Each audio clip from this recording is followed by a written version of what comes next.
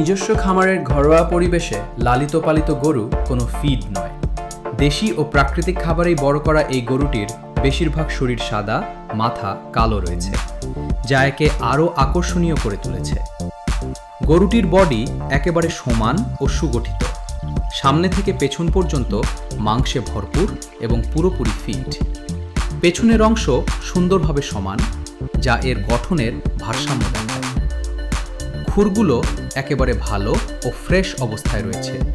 শিংগুলো চকচকে ও দৃষ্টিনন্দন, যা গরুটির সৌন্দর্য আরও বাড়িয়ে দিয়েছে। ঝুঁট ও শরীরের গঠনও ভালোভাবে উন্নত। গরুটি বেশ চঞ্চল ও শক্ত সমর্থ। সার্বিকভাবে এটি একটি ফিট, চঞ্চল ও নজর কাড়া গরু।